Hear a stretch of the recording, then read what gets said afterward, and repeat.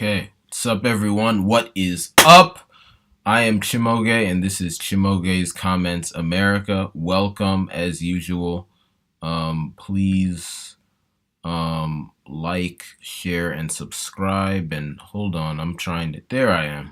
All right, now I can see myself. So anyway, thank you guys so much for joining me. And although now I can't see.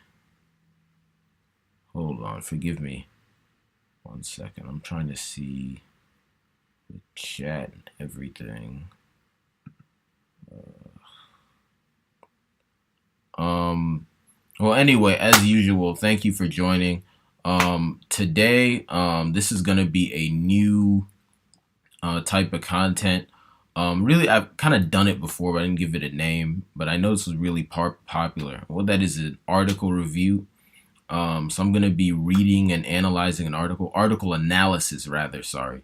So I'm going to be reading and analyzing an article in front of you guys, and excuse me.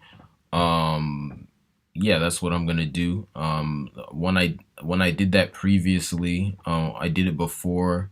It was the live stream titled like Dreams of Secession. It was about secessionist movements in Massachusetts. That's probably that's definitely my most popular live stream I've done on this channel up until now. So you guys demanded and I delivered. So now this is a thing. But anyway, as usual, before I really begin, and of course today's article I'm talking about is if you couldn't tell from the title and thumbnail, it's about how a certain demographic of voters thinks, and specifically that demographic is young black voters. It's going to be a Washington Post article on that subject I'm going to be going over today. I didn't say use the phrase young black voters in the thumbnail just because these YouTube algorithms be funny. So there's certain words you can't put in there if you want your video to do well and you want your channel to last long. So that just kind of is what it is. But anyway, that's what I'm going to be talking about today. The attitudes of young black voters. And reading the article on that. So as usual, before I really begin, I'm gonna give you all 4 minutes to get on, to like the stream and share it with people and to get on before I really begin. So if you're watching this on replay, just skip ahead about 4 minutes from now. And if you're with me here live, just stick around. I'll begin real soon. All right, let me play y'all some music.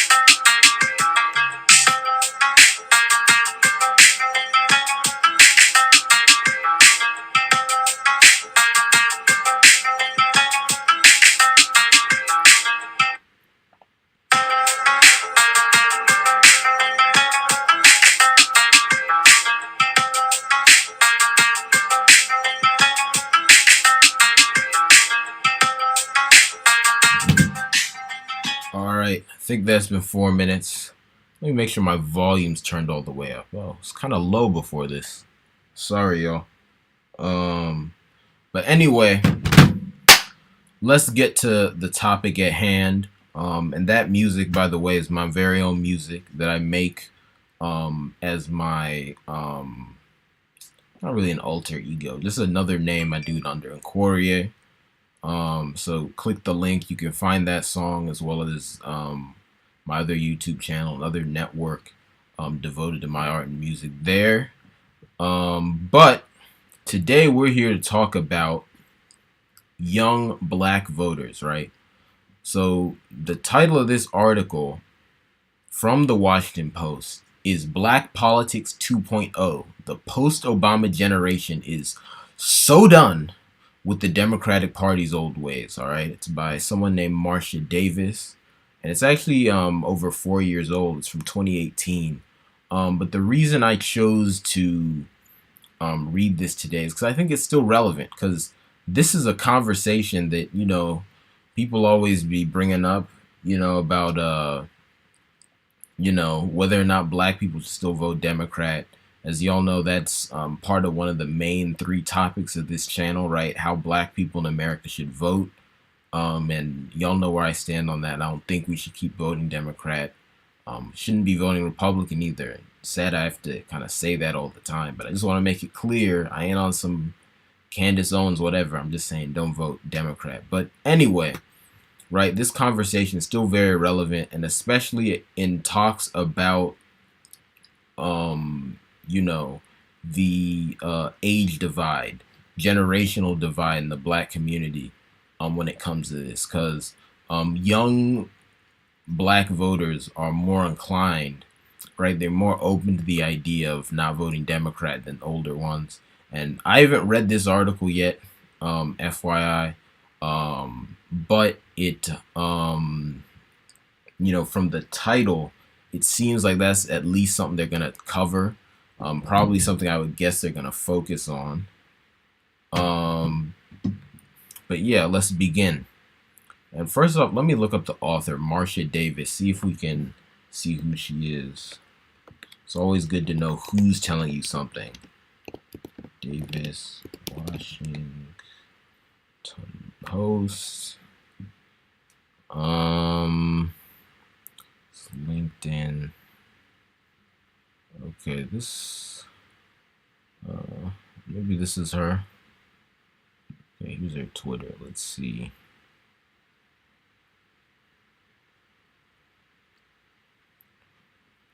Okay.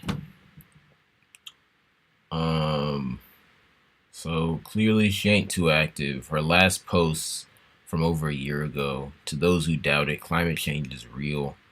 So she's probably liberal.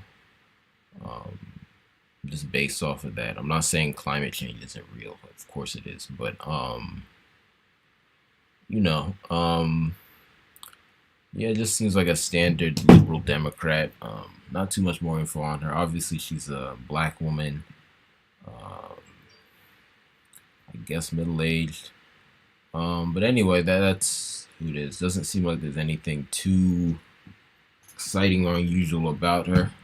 But let's see if there's anything exciting or unusual about her article. So, unlike the last time I did this, I am actually going to read the whole article. And that's how I'm going to do these things from now on. I'm going to read the whole article. But as usual, I'm going to pause while reading it to make certain points as they come up. And again, I ain't never read this article before. So, everything you're getting is my live reaction. First time I've seen it. And, it's off the noggin. Anyway, let's go. So let's read the caption here. Black political strategists, activists, and candidates are pushing the Democratic Party to change the paradigm on how it views black voters and their contributions to the party. They want more respect and more representation, and many want black voters to also build their own political power structures. From left, let me put it up so y'all can see it. Quentin James and Stephanie Brown James, co-founders of the Collective PAC. Jessica Bird, founder of consulting firm 3 Point Strategies, Tashara Jones, city treasurer of St. Louis, who ran for mayor last year, Pam Keith, running for Congress in Florida's 18th district, and Virginia Lieutenant Governor Justin Fairfax, who was elected in November, right? So November 2018, or I guess it was November 2017, this guy was elected. If you guys remember, he was caught up in a scandal in Virginia during his tenure as lieutenant governor. He got accused of violation by a couple different women. I don't think he ever ended up being charged, but he was accused. And of course, that was after his boss, the governor, Ralph Northam, was caught up in a blackface scandal. So this guy was around a lot of craziness, it looks like. But anyway, let's see. That's not what this article is about. Let's see. Sorry, they just had to pick something up. Let's see what they're really talking about. And just to give my thoughts on this blurb, obviously most of it, at least half of it, is just telling you who these people are. But, you know, while, you know, people who are genuinely trying to push the Democratic Party to change might be coming from a good place, I think that's a pointless fight, because the Democrats are just dead set against actually helping black people. That's not their goal at all. If you want black people to get any sort of political power, you have to do it outside of the Democratic Party, as well as doing a bunch of other things. You know, and just having black faces in there isn't going to change the actual conditions of black people. So I don't put much stock in this whole representation thing. Even though, yeah, representation, in an ideal scenario, you'd have a lot of good representation of your people. But if those people are just puppets, then that representation ain't necessarily a good thing. But then here, when they're talking about getting black voters to build their own political structures, I agree with that overall aim, that overall goal. I just don't know exactly how they're trying to do that and what exact structures, power structures they're trying to build, because that detail is important. But anyway, let's go on. On a Friday afternoon in late September, dozens of young black political hopefuls gathered at a restaurant in Northwest Washington to talk strategy and shore one another up. Nearby at the Walter E. Washington Convention Center, the Congressional Black Caucus Foundation's annual legislative conference was underway, bringing together lawmakers, activists, faith leaders, and others to assess the state of the country and discuss policy. For the first time in 8 years, Barack Obama was no longer in office, and the shock and incredulity that followed the 2016 election had given way to the reality of President Donald Trump. So that's just setting the stage there. It looks like they're going to do a profile of some individuals and then zoom out to make a larger point, common writing strategy. And then, of course, this was all taking place, pretty close or pretty soon after, relatively, the 2016 election. So liberals are all in shock. Black people in general are all in shock at that time. I know what I was, because, even though I'm no Democrat, I'm still not a fan of that orange dude at all. And back when this happened, I actually was still a Democrat. So, you live and you learn. But anyway, let's go on. The event was sponsored by the Collective PAC, a new political action committee that sees itself as an Emily's List for black candidates. The crowd included candidates for congressional and statewide seats, but also those running for school board, city clerk, and municipal treasurer. They were seeking money, advice, camaraderie, whatever it was going to take to help win an election. Gubernatorial candidates spoke first. Tallahassee Mayor Andrew Gillum, who is running in a crowded Democratic primary in Florida, Ben Jealous, former president of the NAACP who wants to be Maryland's governor and is also in a crowded field, one that includes another black candidate. Prince George's County, shout out PG, that's my home county. Prince George's County Executive Rashawn Baker and Justin Fairfax, who was running for lieutenant governor in Virginia and would go on to win. Applause followed each of them, but the room got even more energized when the congressional, mayoral, and lower ballot candidates began to speed through their 30-second elevator pitches. All right, let's stop there. So first, let me Google Emily's List to remind myself what that is. I've heard of it. I just forget exactly what it is.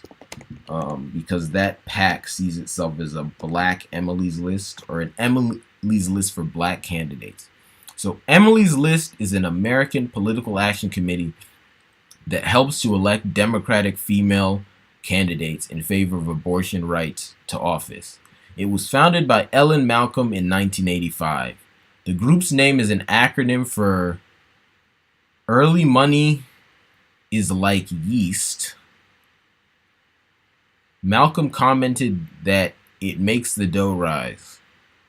Alright, that seems a little corny. I don't know if there's a deeper meaning to that. But anyway, I don't want to go into Emily's List specifically because that's not what this is about. But basically, when this says that the collective PAC sees itself as a Emily's List for black candidates, basically they're just saying that they're trying to do what Emily's List does just for black candidates. So Emily's List, because for those of you who don't know, a political action committee is a political organization that has the right to accept large donations in order to run ads and campaign for political candidates, right?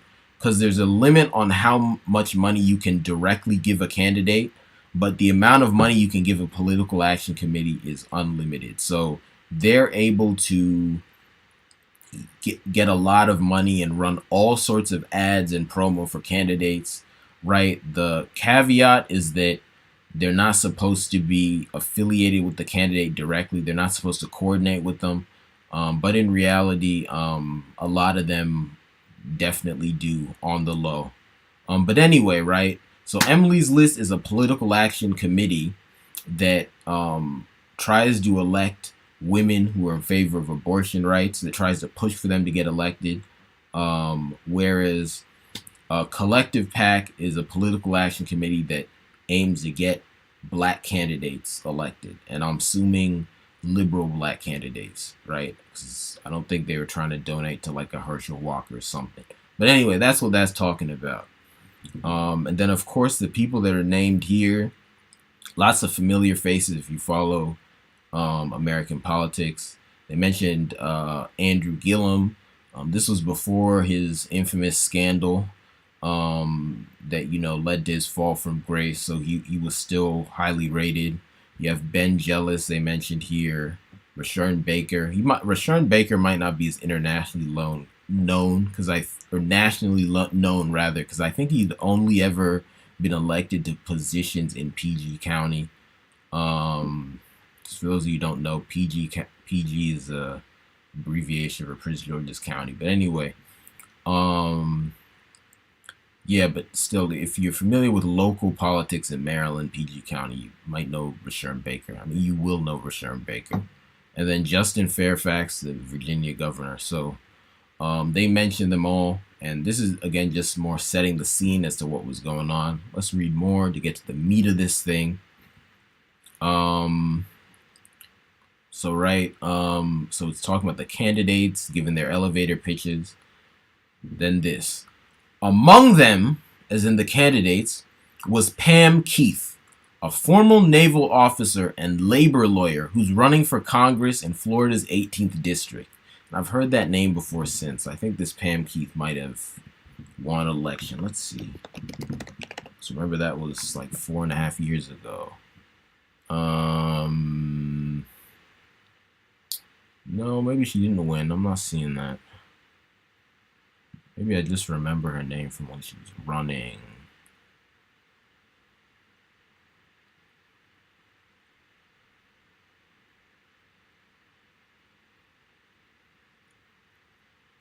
Yeah, I guess she just been running, but she ain't won. Um. Anyway, sorry. Let's. Yeah. Anyway, Pam Keith.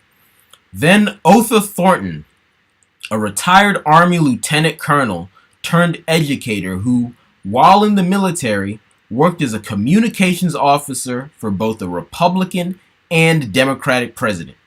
Now he's running to be Georgia's state school superintendent.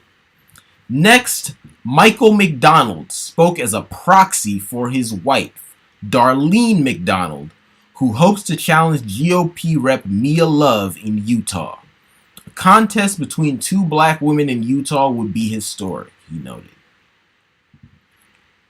And Mia Love, you don't know, is a black Republican who was a rep in Utah. I don't know if she still is, but she was in the news, national news once, because after Donald Trump made his statement about majority black countries being S-holes, she came out against that because she's Haitian. So shout out to her for that, because, you know, even though I don't, sorry, even though I don't rock with Republicans at all, and I question why she's a Republican, at least she was independent enough to go against the party and speak some truth to power. So shout out to her for that.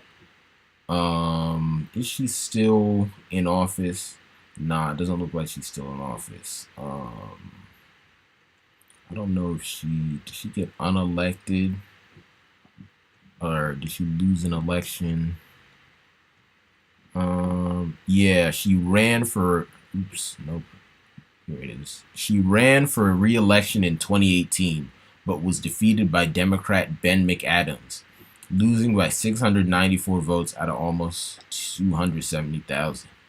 All right, so I guess RIP to her. At least her political career. Well, at least her term in,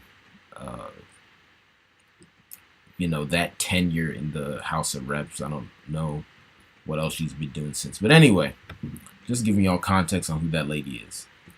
Lee Harris, Tennessee's Senate Minority Leader, said he's running for mayor of Shelby County, home to Memphis. Another proxy stood in for Antonio Delgado, who's running in New York's 19th congressional district. Delgado is a Harvard Law School graduate and, like Jealous, a Rhodes Scholar. So these are some elite Negroes. Anyway, they're giving a lot of storytelling here before getting to the meat. Forgive me, y'all, but I'm just reading the article. I guess it is entertaining, though. I mean, it is when you get this background, you get immersed in the story.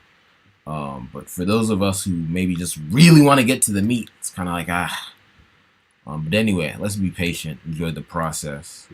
Let me take a pause, see if anyone has any questions or anything like that. No? All right, let's just keep going. Rob Richardson wants to be Ohio's treasurer. He grew up taking learning disability classes and was told he'd never go to college, but he did go, and to law school too. And RIP to his bank account, because he was probably in hella debt. Anyway, the Rev. Stephanie Rose Spalding is running for Congress in Colorado's 5th District. Lauren Underwood, a registered nurse and another Obama administration alum, is running in Illinois' 14th, where she said the seat could go to a quote-unquote very nice white man, but why not have a black woman? Melissa Davis is running in Georgia's 7th. The speeches went on like this, from Pennsylvania to Missouri to Baltimore. In Cincinnati, Yvette Simpson was challenging the Democratic incumbent mayor after winning an open primary. She hoped to become the first black female mayor in a city that is about 45% African American. She would lose by 8 points. So just another comment. One thing you'll notice that these liberals are harping on is the whole representation thing and the whole first black thing, right? that milestone. Oh, I want to be the first black this. I want to be the first black that. Oh, this position could go to a white guy, but why not a black woman? Why not a black man? You know, because part of that ideology is that, just first of all, integration is at the core of it. So anytime you're going into a white space and making it blacker, that's seen as a positive thing, right? So that's why they talk a lot about this whole first black thing. And then the second thing is, there's this belief that just having a black person in position, regardless of the context, regardless of what else is going on, is going to be better for black people than having a white person or someone of some other race in there. And obviously, neither of those things are true, but that's part of the ideology. So you see, that's why even in this article, they're hyping that up a lot. Yeah, let's keep going. Last to speak was Tashara Jones, who got huge applause and appreciation of the tough mayoral race she had run in St. Louis. Jones, the city treasurer, lost the Democratic primary and had the chance to become St. Louis's first black female mayor by 888 votes. Wow, that's an angel number. It's interesting. Partly, observers say, because 4 black men crowded the field. Wait a minute. Let me reread that. What are they? Last to speak was Tashara Jones, who got huge applause and appreciation of the tough mayoral race she had run in St. Louis. Jones, the city treasurer, lost the Democratic primary and the chance to become St. Louis's first black female mayor by 888 votes. Partly, observers say, because 4 black men crowded the field. She thanked the collective pack for helping to make the vote so close. Y'all came in and came in strong, she said. All right, let me explain why I did a double take there, because at first I was really confused as to why they put in this detail about 4 black men crowding the field, because that just didn't seem to make any sense. But then I read it again, I realized what they were doing. What they're doing in this article, and what it looks like they were doing in the overall narrative around this particular election, was that old tactic of trying to cause gender war among black people, right?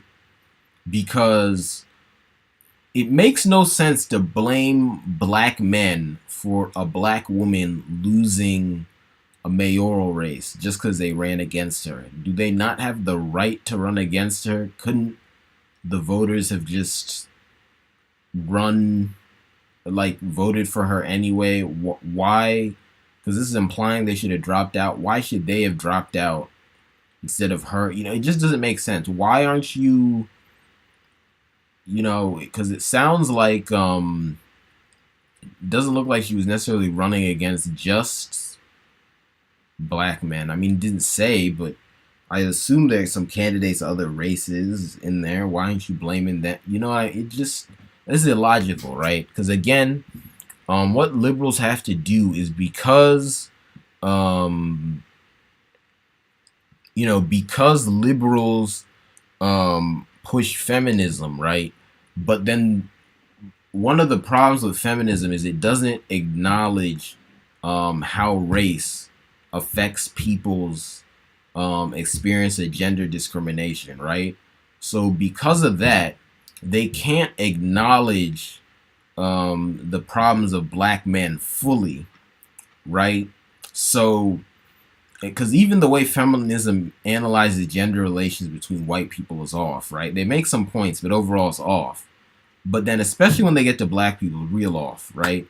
But then, because of that, because they don't want to admit their contradiction, what they then do is push this narrative that black women are less privileged than black men, or even in more extreme cases that black men oppress black women, right? And that's not true. That's not to say black women don't have their own problems and get discriminated against. Of course they do. I'm not even saying that black men have it worse than black women. I don't believe that to be true at all. And probably on Chimoge's comments at some point, definitely I'm gonna go in detail about these different gender dynamics and what's behind them. But just for our purposes here, without getting too far into that tangent, right? They're pushing this false narrative that's causing division. They've been doing it for the last several years. It's still going on today, and you can see it was even going on back then, right? Because again, you combine this idea that representation, no matter the context, is positive for black people. So therefore, no matter what, it's good to have a black female mayor. And that also that black women are less privileged than black men, that black men oppress or are more hateful towards black women than anyone else, right? So you combine all those three false narratives, and then you get this where they're blaming black men for a black female candidate losing a mayoral race that if she won, she wouldn't have done nothing in, because you're never going to have the power to really do anything for black people in a white design system. So it's just absurd on so many levels. But just highlighting the games they're playing here, that's what I'm doing. But anyway, let's continue. This is what the post-Obama era of black electoral politics looks like, and it is taking shape largely outside the daily headlines in Washington. Across the country, a wave of black candidates, strategists, and grassroots activists are making bold moves. This new cohort of black politicians is fiercely progressive and isn't asking anyone's permission to make their case before voters. By and large, they don't come from privilege, with deep-pocketed donors at the ready or with their own millions to finance a run. It's their humble beginnings, many say, that help them connect with voters, and not solely the black ones. But they don't duck race either, opting for authenticity rather than kid gloves. Alongside their impatience with an ever-widening wealth gap and the shrinking of opportunity for all Americans, they're unapologetic about insisting on police accountability or rejecting a glorified history of the Confederacy. All right, so let's break this one down. So what they're basically trying to say here is that three main points I got out of this. One, they're trying to say that these black Democratic candidates they're hyping up, and let's be clear, in case you didn't already realize, all the candidates they're hyping up are Democrats, because nobody they mentioned was Republican, nobody they mentioned was independent, nobody they mentioned was third party. It's all just Democrats, right? So they're trying to say that these candidates are not privileged and that they're not backed by big money. That's a real questionable claim, because one, we know just on an individual level, generally speaking, in order to become a politician in the US, you have to be privileged somehow. Either you grew up rich or you got rich after you grew up, and that's how you even in the mix and on the radar of these major donors and political parties that'll hype you up, right? It's very rare to get a genuinely non-rich, non-privileged political candidate. It's real rare, right? And that's not to say, of course, all these people are black, so they there's a lot of ways in which they don't have privilege, because no amount of money is gonna make racism not affect you, right? But these people are, almost all of them, if not all of them, are more privileged than the average black person. Let's get that right somehow, right? So that's a questionable claim. Then even the claim about donors, if you're looking at a wider level, whether or not they're being backed by donors, for them to have gotten this far in American politics, where even the Washington Post is writing a positive article about them and they have like wide name recognition, they're either coming close to winning elections, they're winning elections, they're backed by donors. Because the way the American political system works, it's virtually impossible to win an election without being backed by big donors, because otherwise you just won't have the resources to get your name recognition out there, right? You just won't have the resources to get everyone to know who you are, right? In order, unless you start out a celebrity, in which case you were rich to begin with, right? But unless you start out a celebrity, most people aren't going to know who you are, and you won't have the money to run all the ads to get them to know who you are. Therefore, you're not getting on no debate stages, no articles run, no major news publications writing an article about you. That's not going to happen. So this talking about they don't have deep-pocketed donors at the ready or with their own millions to finance a run, that's a questionable claim, okay? Someone rich, maybe not the biggest donors, although I suspect for these people, because some of these people they mentioned are establishment Democrats. I think a lot of them are even. I'm sure the Democratic Party might be giving them money. If not, some major Democratic donor or donors giving them money. But even if that's not the case, you might have a minor donor that's still pretty rich. Because keep in mind, if you have like a couple $1,000,000, you wouldn't be considered a major donor because you can't give someone like hundreds of millions. But you can sure as heck give someone tens of thousands. If you have more millions, you could even give them hundreds of thousands. And in local elections especially, that could go a long way. And if you get a bunch of those non-major donors doing that, you good. Then on top of that, I think the way they worded this, they're only talking about donations made directly to the candidate, and they're not including donations made to PACs. But that's very deceptive because the PACs do a lot of work for these candidates. So maybe some of these candidates weren't directly receiving money from donors, but a lot of them definitely have PACs backing them, rather. So, that's a questionable and deceptive claim about the humble beginnings and them not having, donors backing them, right? Then the second thing here is when they say that they're appealing not solely to black voters, right? And that they also are talking about shrinking opportunity for all Americans. What is that code for? This is code for white people, okay? Whenever you're talking about not solely black ones, all Americans, that's code for white people because the majority of Americans are white people. So if you're appealing to all Americans, you're appealing to white people, okay? There's no way around that. So what they're saying is that these candidates, even though they're black, they're white friendly. Don't worry, mayonnaise people, they're nice. These are the good ones. Okay, that's what they're saying with this, right?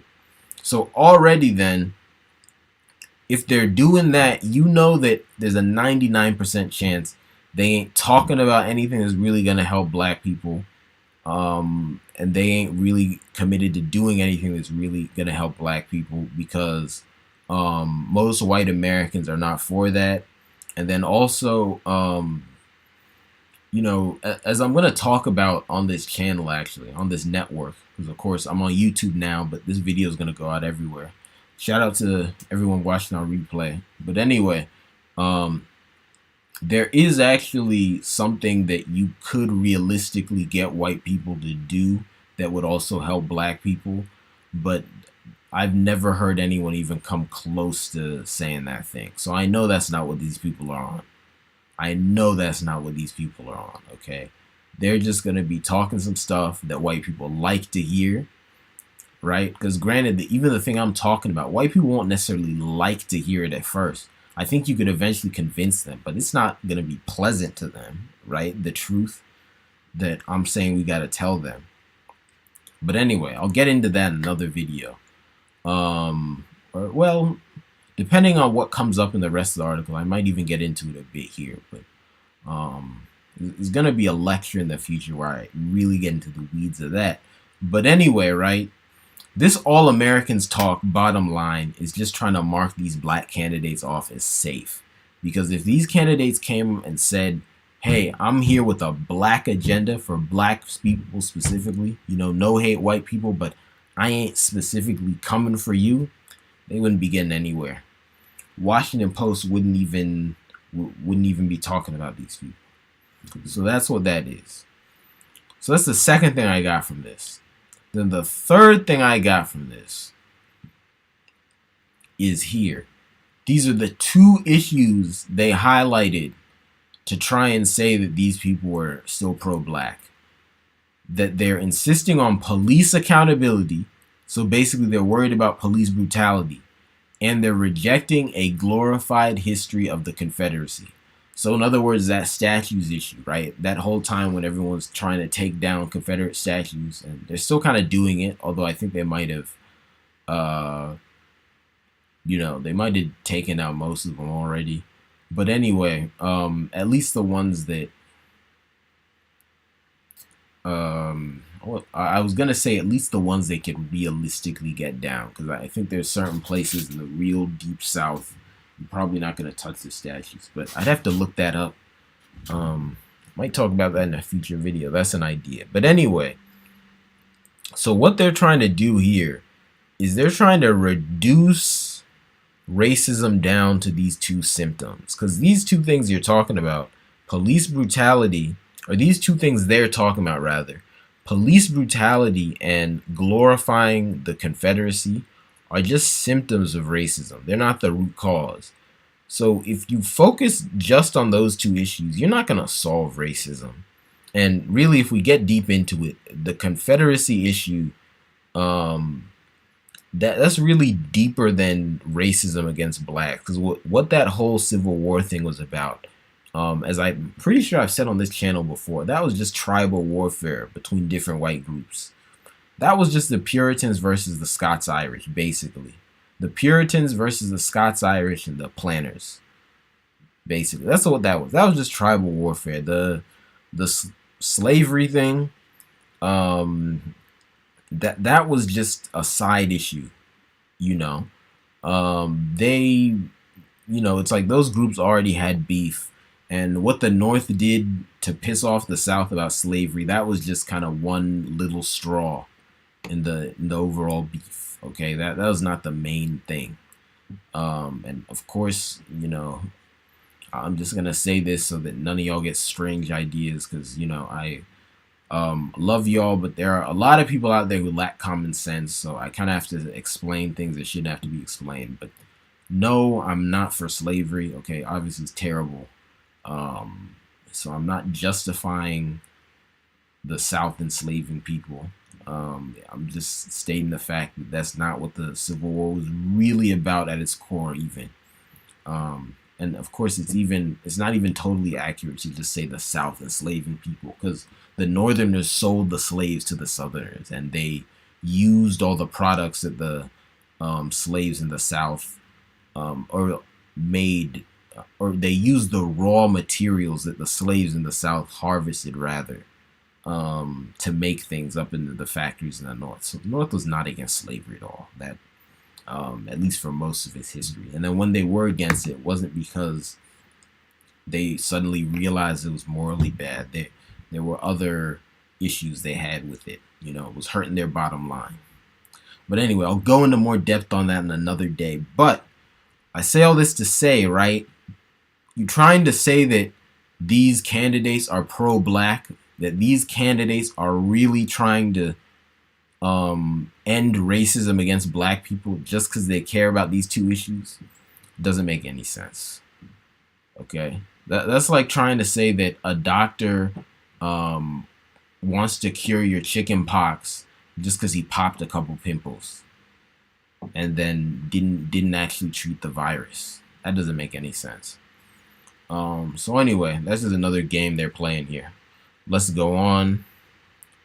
Let me check again. Anyone have any questions or anything like that? Nope. All right. Let's keep going. As Georgia Stacey Abrams, we all know her now, 44, the former state house minority leader who's running to become the nation's first black female governor, told a cheering audience at a conference of progressives last year. We have the power to declare that Black Lives Matter and to defend quote unquote dreamers without having someone questioning our patriotism. We have the power to talk about policies with people of color and lock arms with white progressives and speak to disaffected Republicans without losing our souls or losing an election. All right, I'm just going to say here, it looks like this article is not about what I thought it was, because I thought it was going to be about the voters, but it looks like they're actually just talking about these political candidates who were running at the time. Because it looks like what they're trying to say was that, these candidates were, whatchamacallit,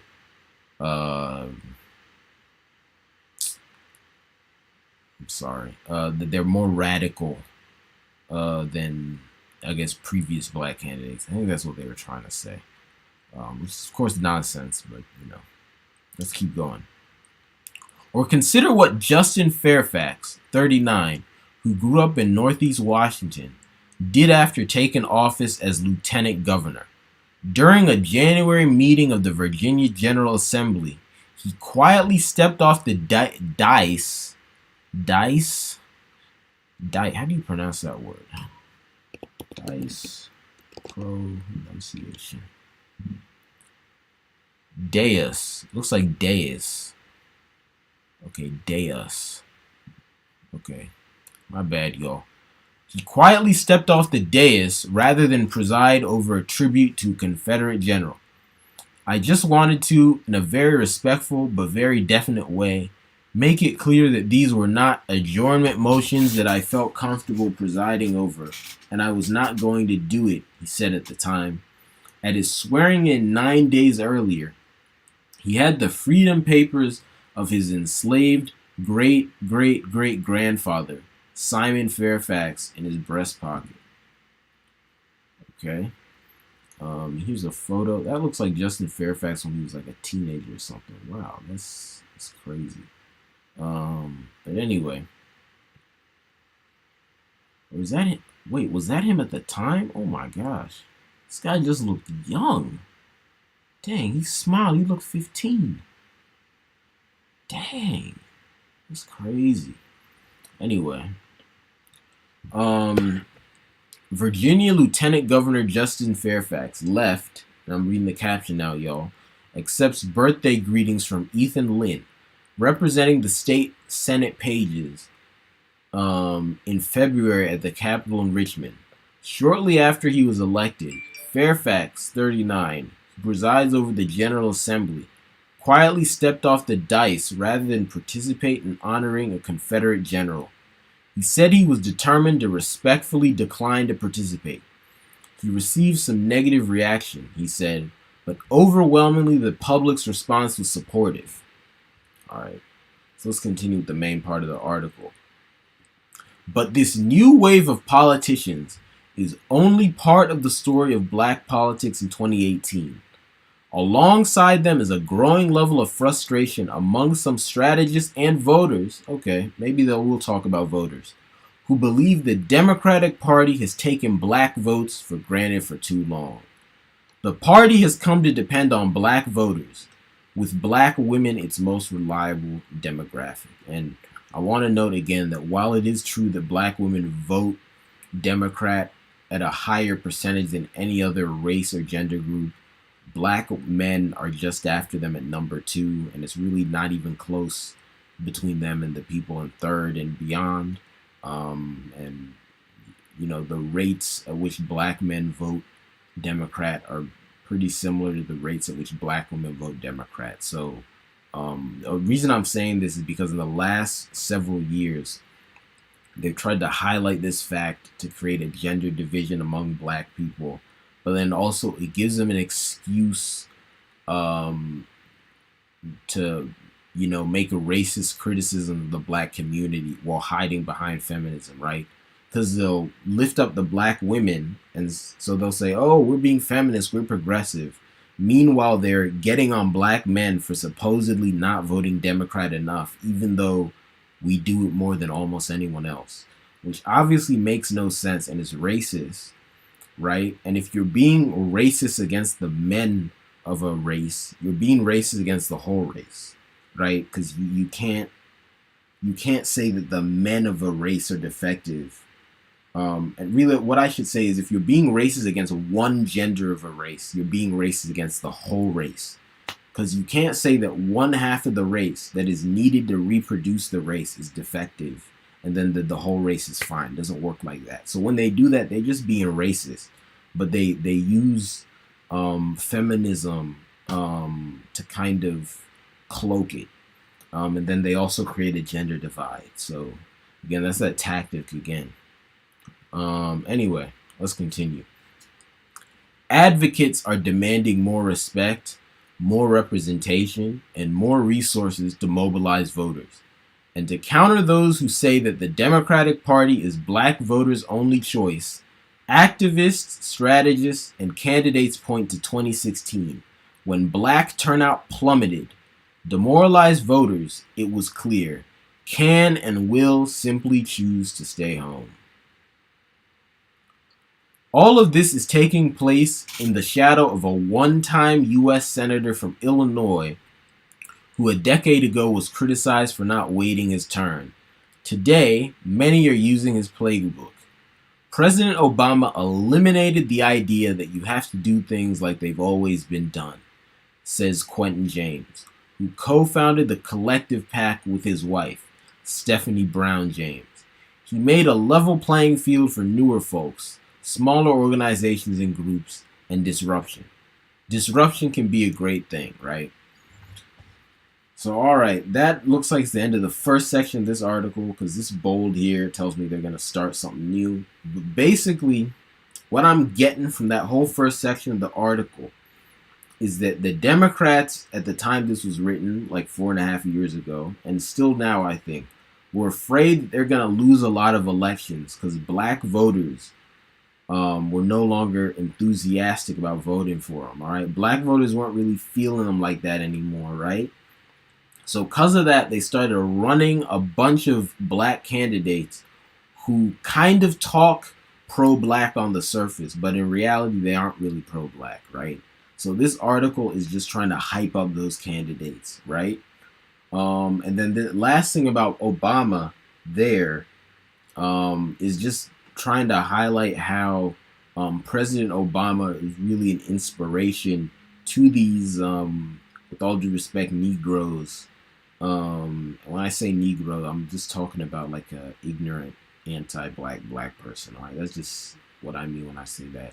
But anyway, all due respect, these Negroes running for Democratic office were inspired by Obama, because Obama actually, he was not wanted by the Democratic establishment. All right, he was not initially wanted by them in the 2008 primary election, but he just managed to overcome that, and he just beat Clinton to the nomination.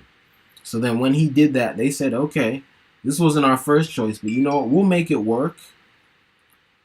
And then since then, they said, because they saw how effective Obama actually was in carrying out their agenda, because, with that blackface in office, it got a lot of people to go to sleep, right? Not just in the U.S., but worldwide. A lot of people went to sleep when they saw Obama in office. Okay, people who normally would have resisted things, they just went to sleep because they just assumed, oh, it's good, our guy's in there. Even though he's not our guy, right? But anyway, they made it work with Obama. So then they said, all right, we made it work with Obama. Let's make it work with all these other people so that we don't lose black votes. Okay, so that's what's going on there. Anyway, let's go to the next part of this article. Election day this past November was cold and wet. I was in Alexandria, Virginia, talking with voters in an apartment complex not far from the historic Alfred Street Baptist Church. Virginia and New Jersey were holding the first major statewide elections since Trump became president. New Jersey's Democratic gubernatorial candidate, Phil Murphy, with African-American running mate Sheila Oliver, was expected to triumph, but the governor and lieutenant governor races in Virginia were another matter. Those races were close, and the Democrats desperately needed wins. Let's read the caption here. Voters at a rally in Richmond in October, where Barack Obama spoke in support of the Democratic Party candidates. Democrats would go on to win up and down the ballot, electing Rolfe Northam governor, Justin Fairfax lieutenant governor, and Mark Herring attorney general. Fairfax said he believes the vote, the first statewide after Donald Trump's election, was the beginning of a shift that could change the country. Okay? And by the way, that's not what that was. That was just, the party that's out of the presidential office winning the midterm election, which always happens. But anyway, let's keep going on. I spoke to a handful of black voters that day, some outside their polling places, a few in their homes. Most told me they had voted or were planning to vote, and they were voting Democratic to send Trump a message. But there was also Michelle Bannister, whom I met as she was returning home from school with her granddaughter. She invited me inside her apartment. Her son Shaquille, 22, was playing a computer game near the kitchen where his mom had a roast going in the oven. He worked as a security guard but had the day off. He'd been too young to vote for Obama. Was he too young to? Actually, yeah, because I was too young to vote for Obama, so of course this man was. Actually, no, because if he was 22 5.5 years ago, that guy's like 24.5 years ago. That guy's like 26, 27. Someone's 26, 27. No, yeah, they would still have been too young to vote for Obama because in the 2012 election, they would have been 16. My bad, y'all. Math is my weakest subject. But anyway, his mother, 46, had voted for Obama in 2012, bowed out at 2016, and was doing the same in 2017. A lot of stuff that Obama said he wanted to do got swept under the rug, she told me, meaning that he'd met a lot of GOP opposition. Didn't happen. Politics had left the one-time school bus driver frustrated and angry. We struggle. Not only African Americans. You got Hispanics, Ethiopians. We struggle, but they aren't helping us. I'm not saying I will never vote again, but when it came to Trump and Hillary, I said no, it doesn't matter. And kind of funny she separated out Ethiopians from African Americans. I mean, I know a lot of people have gotten into doing that lately, but when I grew up, if you were black and you were born and raised in America, you were an African American. You could put extra subgroups on it, but division is big now. But anyway, let's keep going. Shaquille said he was registered to vote, but hadn't known it was election day. His trust in politicians was a lot like his mother's. He hadn't seen much change in his life, he said, adding that he had friends who felt the same. According to Pew, millennial voter turnout increased across racial and ethnic groups from 2012 to 2016, except for black millennials. In 2012, turnout was 55%, compared with 49.4% in 2016. It's potential voters like the Bannisters who are on the minds of strategists, activists, and candidates across the country as they press the Democratic National Committee to focus early and often on mobilizing black voters. In the 2012 presidential election, black voters turned out at a record-setting rate of 66%, but that number dropped by 7 percentage points in 2016. Hillary Clinton, who won the popular vote but lost the Electoral College, was defeated in key states where mobilizing voters such as the Bannisters could have made a difference. And what state did they say these people were in again? I think this is New Jersey. No, this is in Virginia, right? So Virginia is a swing state, and that's why they're talking to these black people in Virginia, because those are the kind of black voters and potential voters they want to get to vote for them, because that'll matter in the Electoral College. because Democrats win the popular vote every time.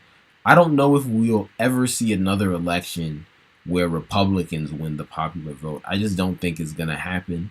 But Democrats, on the flip side, have a real hard time winning that electoral college. Just because of the way it's set up, it gives the whiter states, a bigger advantage, right? And the only reason Democrats are able to always win the electoral college is because all the non-whites who live in the cities and kind of suburbs outside of blue cities and blue states, they always vote Democrat, right? But outside of that, a lot of like more rural areas that are just white,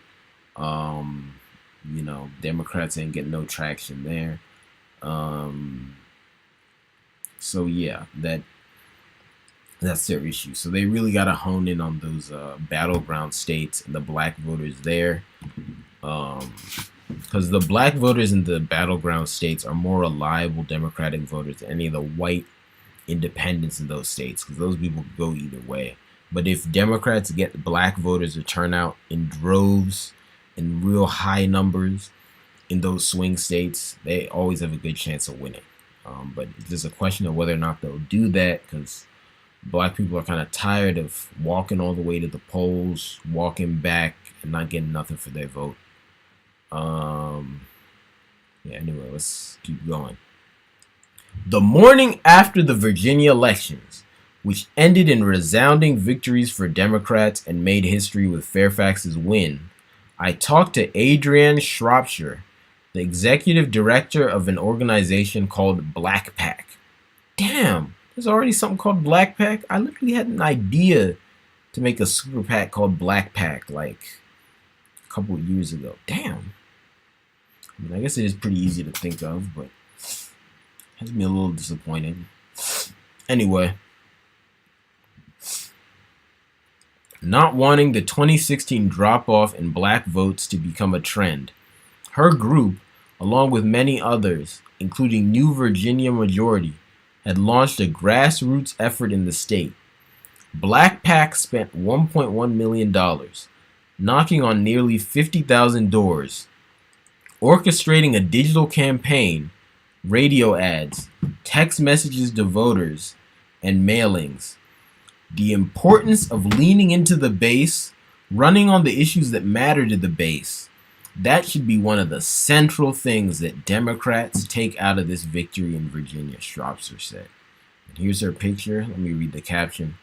Adrienne Shropshire, executive director of Black Pack, says the Democratic Party should treat black voters as if they are swing voters and not come at them at the 11th hour of an election.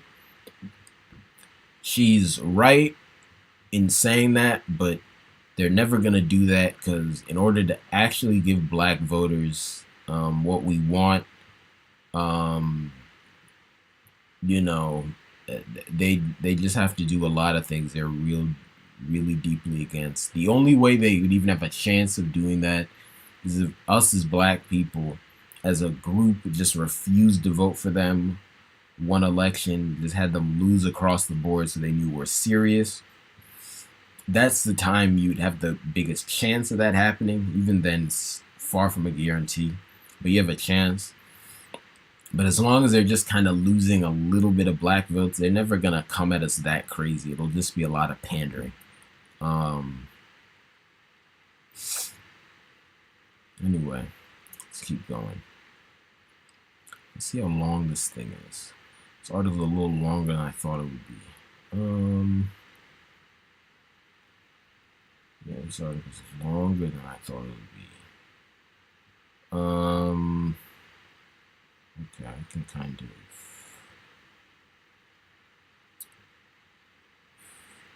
Let me tell y'all what, because it's... Yeah, we've been going for over an hour here. And I did, the African time was real heavy today, because you'll know what it is now. These live streams are always at 12 p.m. Eastern time on Mondays, but that's 12 p.m. Eastern time plus African time. And today the African time took us to like 3:30 Eastern Standard Time, so it's a bit later in the day than I usually want to do them.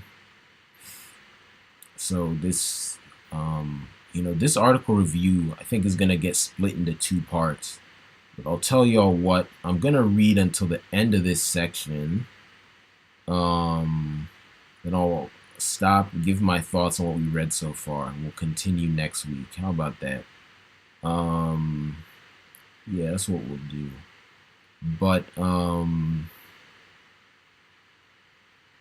yeah, let me just find my previous place. I'll finish out the section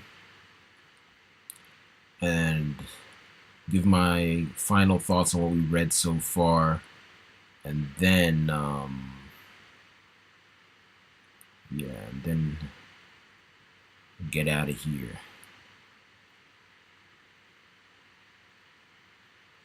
Okay, let's keep going. Indeed, Democrats' wins in Virginia, like so many of their electoral victories across the country for decades, hinged strongly on the black electorate. Roughly 9 in 10 black voters supported Democrat Rolf Northam, a majority of white voters, by a margin of hundreds of thousands of votes, backed Republican Ed Gillespie. Although white college-educated voters shifted to support Northam in 2017. What we tend to see is that black voters aren't talked to until the final weeks of the campaign, Schropser explained. We need to think about them as swing voters in a way. You don't go to swing voters at the last 2 weeks of an election. It's not because black voters are going to somehow en masse exit to the Republican Party, but it does mean that folks will make the decision to stay home. And that analysis is spot on. If black people are not feeling the Democrats, we're not going to go vote Republican, because Republican is just clearly not it, but a lot of us will stay home, take a nice little nap. All right, let's keep going. Before the Virginia elections were over, Black PAC had already decided it would be heading to Alabama, where Democrats sensed an opportunity to capture a Senate seat by defeating Roy Moore. Black PAC and the Black Progressive Action Coalition, the group's 501c4, I guess that's like the parent organization, would ultimately spend more than $2.1 million in Alabama. Among the groups they worked with was Woke Vote, that's such a cringy freaking name, a grassroots program that focuses on mobilizing black millennials and churches. Is the word woke gonna mobilize the church folk? I tend not to be woke, but all right, that's an interesting name choice, interesting choice of people to target. But anyway, let's keep going. Both before and after the election, I checked in with Dawana Thompson, 34, the strategist behind Woke Vote and an Obama administration alum. Black people are in a place right now where they are very much into building independent black political structure that allows black people, black voters, black communities to really rally around the power of their voice, she told me. So what does that mean? That was kind of word salad.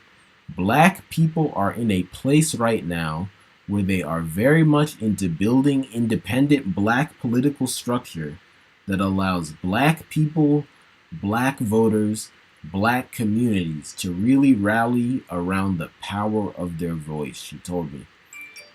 I think that was just a very fancy, kind of poetic, confusing way of saying that black people are building our own political organizations that serve our own interests.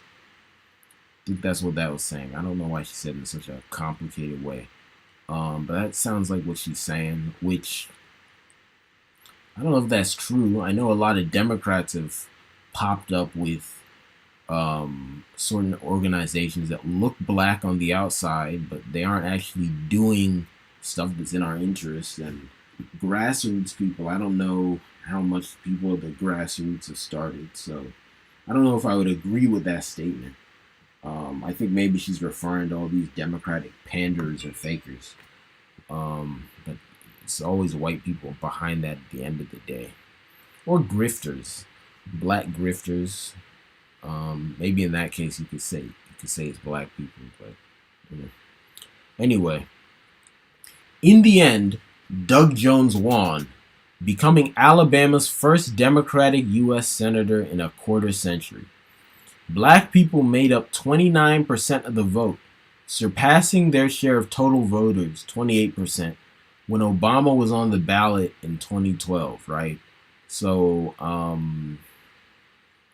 it looks like they're saying that then the black turnout was historically high in that election. Maybe it was. I remember hearing that at the time.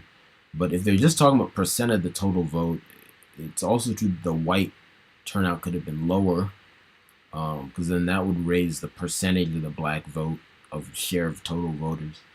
I'd have to look into those stats specifically, but that might not say what they're implying it says, but maybe it does. How long till we finish this section? Lord have mercy. All right, a few more paragraphs. It's a long article. Ooh, okay. All right, here we go. Dawana Thompson, there's her. Dawana Thompson, founder of Woke Vote, a program that focuses on millennial voters in churches, speaks during the People's State of the Union event in January in New York. Thompson helped mobilize voters in Alabama in December in an election that delivered the first Democratic U.S. Senator from the state in 25 years. Since then, Thompson said, she has been invited to take Woke Vote strategy to a number of other states for the midterm. So in other words, she succeeded in getting a Democrat elected in Alabama. So now the Democrats are asking her to do that same job in a bunch of other places. So that's what that is. It was Virginia, Fairfax says, that set the pace for Democrats in a shift that he believes will change the country. Just plug in my laptop. Key to that shift, he thinks, will be mobilizing voters and giving new people an opportunity to help lead. They tell people to get in line, but the problem is there is no line. This generation has figured it out, Fairfax told me recently. People will say that your future is bright. I see it as a way to push people off. I say your future is now. You don't have to wait 20 years. It's a very different paradigm. So what I'm getting from that is that Fairfax's messaging strategy was to basically say that he would fix people's problems now instead of, decades down the line. And that's, of course, a snake oil salesman tactics. You're never gonna overnight just radically improve black people's condition. Problems are too deep for it to really be an overnight shift. Most likely we'll have to wait like 20 years, and that's being optimistic, right? But again, he's just selling people false hope to get elected, get some coins. So yeah, that's why he's saying that. Let me take a quick pause to get water. Just want to get some water, so bear with me a sec, y'all. I'm coming back, and I'll play the music for y'all while I step out. I won't be long. I'm literally just getting my water bottle that is in another room. Okay.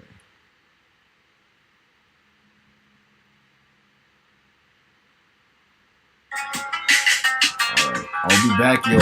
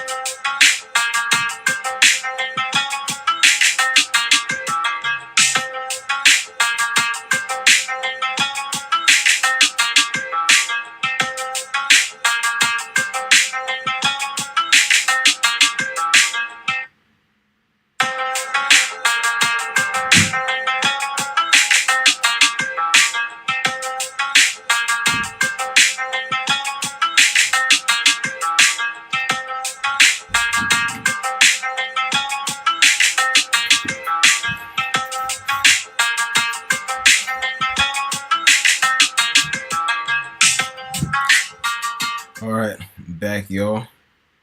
Sorry about that. Just had to hydrate. Very important. Y'all should do that too. Um.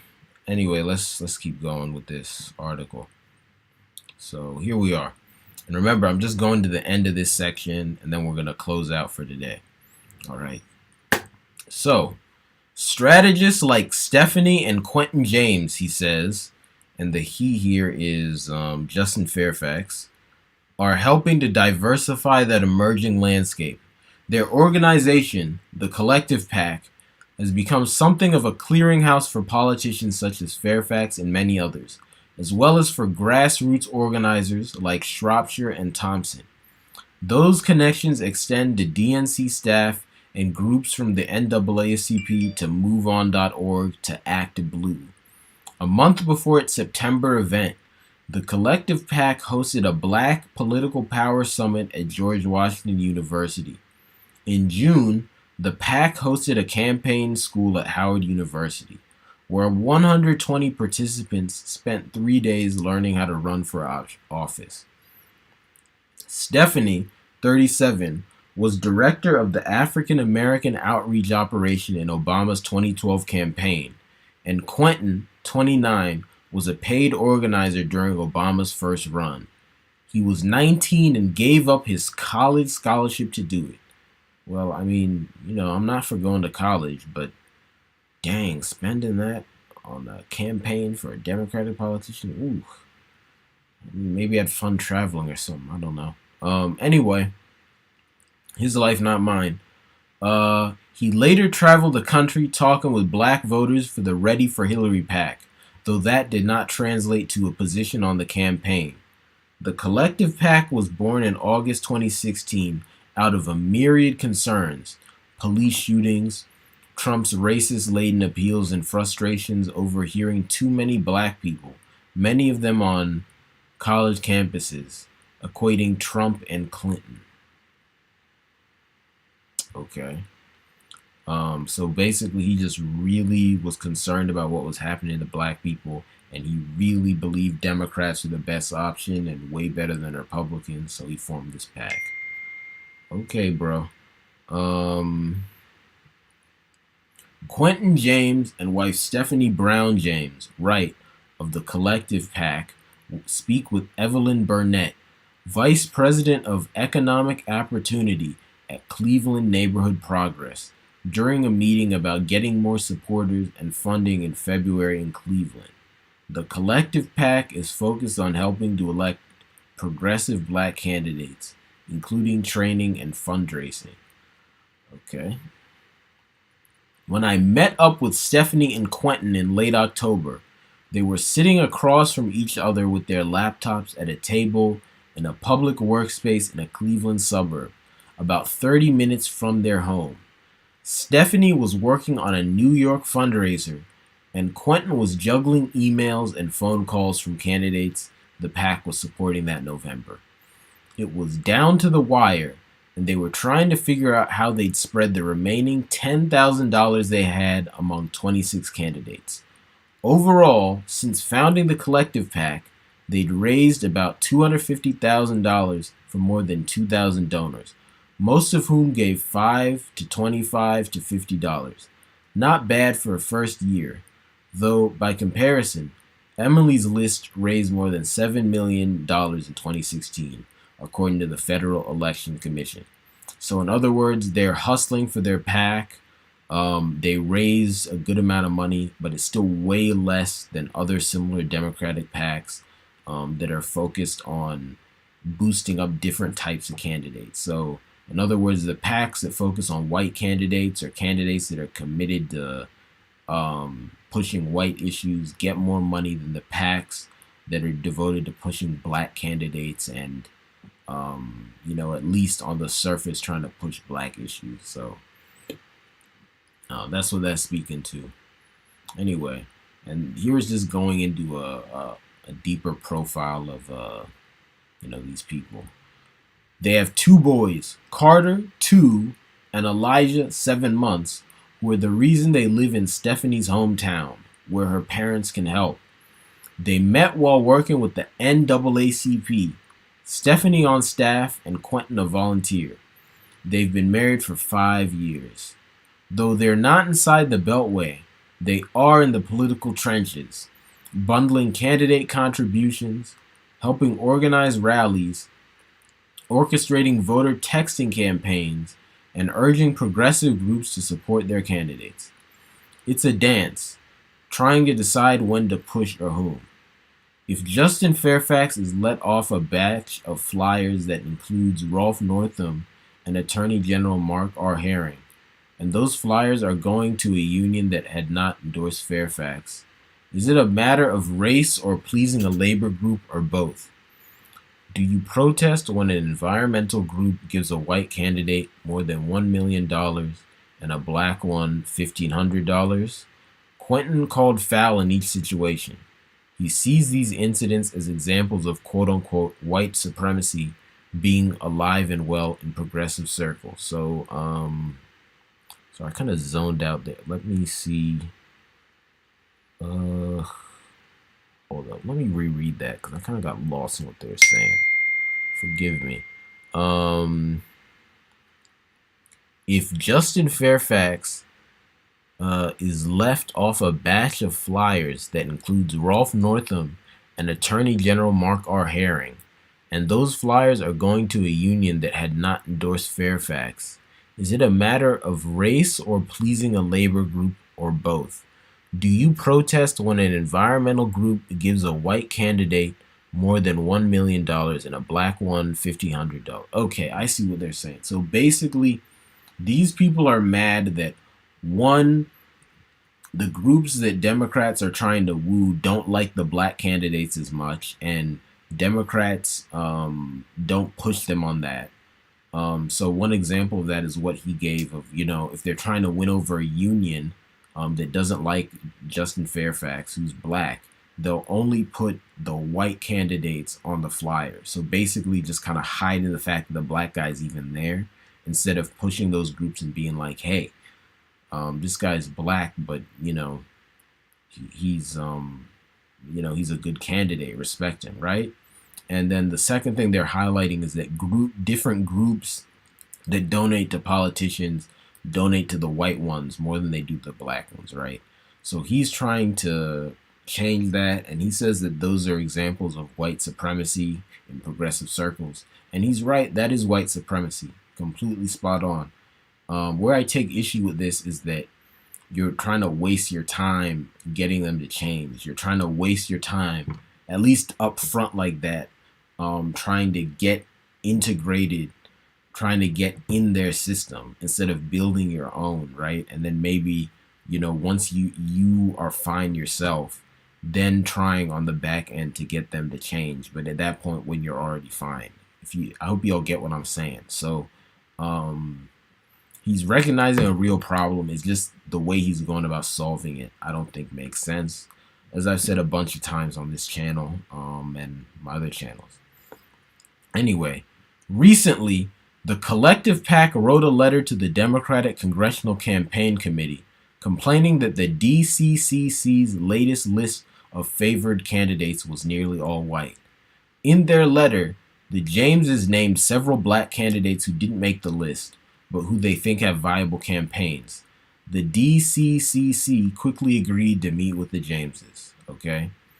And this is the end of the section. Let me just read this caption, and then I'll give my thoughts on that, my final thoughts on what we read so far, and then we'll depart until next week. All right, let's go. Donna Brazile, then interim chair of the Democratic National Committee, speaks at the Democratic National Convention in Philadelphia in 2016. Last year, she released her explosive book about the presidential election, Hacks, the inside story of the break-ins and breakdowns that put Donald Trump in the White House. Trying to get resources to mobilize black voters was among the troubling experiences she faced, she wrote. She remains a loyal Democrat. Like any family, you fight, but you still set the table to get back together to have the big meal, she says.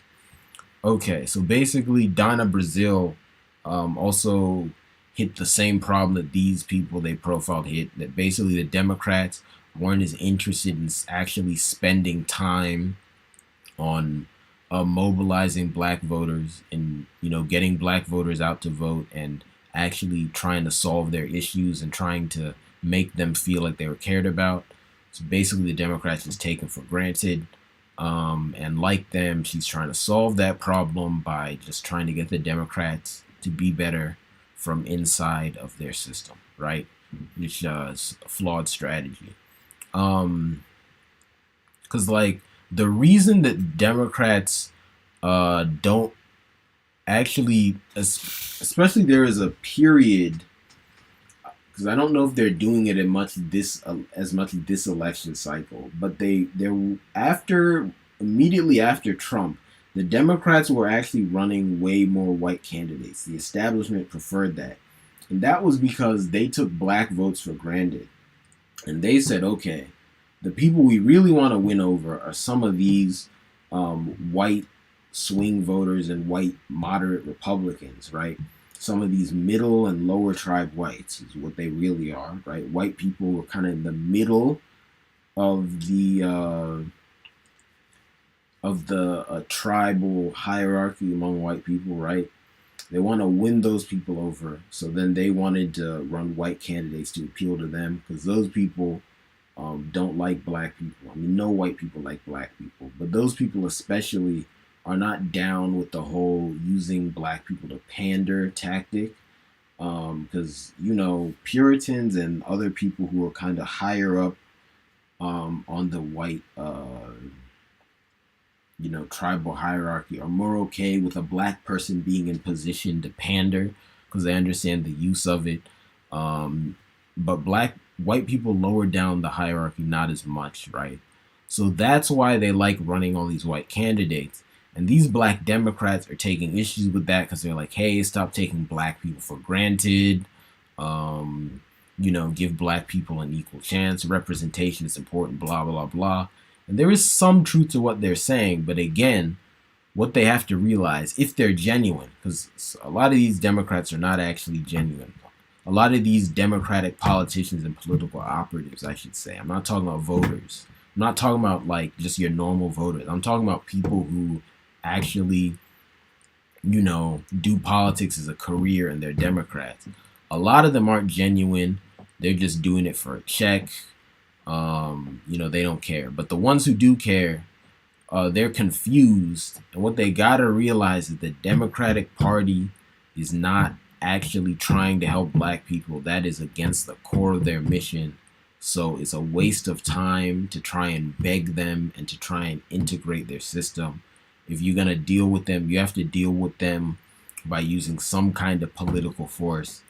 And the easiest kind of political force to use against them is just not voting for them. At least, when it comes to elections specifically. Outside of that, obviously, there's a lot of other stuff you got to do. But that's what it is. But anyway, that's the end of this section. I'm going to pause reading this for now. We're going to come back next week. Let me write down, mark where I stopped. So I remember for next week. Lord. Sorry, my pen here ain't working. Can I get a good pen? Oops. There we go.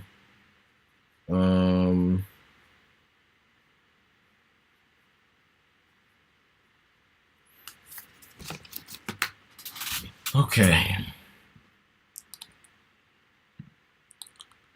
So let's put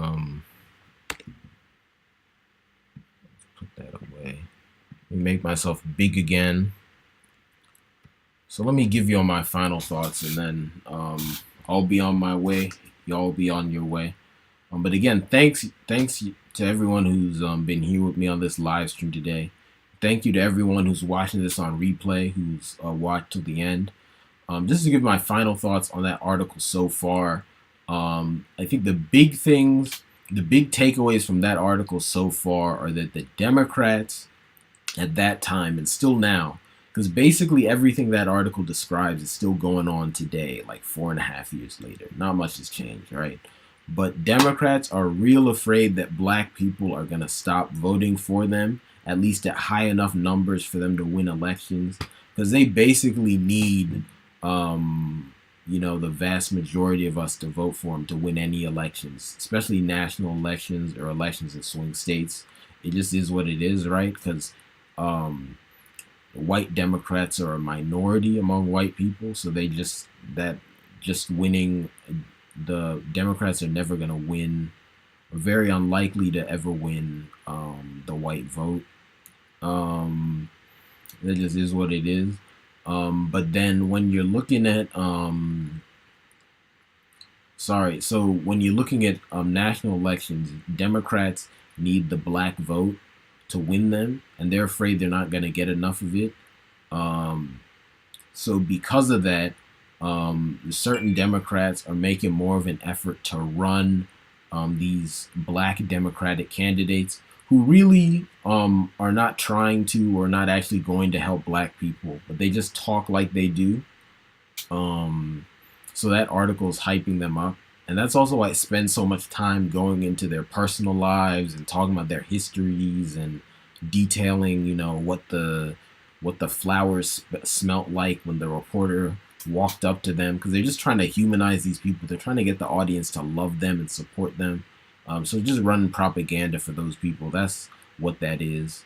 Um, that's a big part of the article. But another thing to take away from that article is that there are other people in the Democratic Party, and there are really other situations that the Democratic Party's in. And what by that I mean, in certain races, the Democrats aren't actually trying to run black people, because doing that hurts their chances with the white voters that they do have, and some of the white voters are hoping to shave off of the Republican side so they can win elections, right? And then a lot of black Democrats are trying to fight that, because they see the racism in that, but they either don't care or don't see that that's not a good way of going about solving that problem. You just have to exit the Democratic Party, build your own thing. But they don't see that. But anyway, those are the big things going on that article's highlighted. Anyway, I hope you all learned a lot. Again, thank you all for watching. Please like the video on whatever platform you're on. If you're on YouTube, where I'm streaming this now, or if you're on one of the many other platforms this is going on, please like the video. Please also share it with people you know. And then please also subscribe to the channel, or if you're on YouTube or if you're on another platform, either subscribe or follow, whatever the language is there, so that you can see my future videos. But anyway, thank you all very much. Oh, and also, before I forget, hit the link in the description, or if you're on YouTube, in the live chat to support me. Make a donation to support me, help me keep this channel going. Really appreciate that. But anyway, thank you all so much.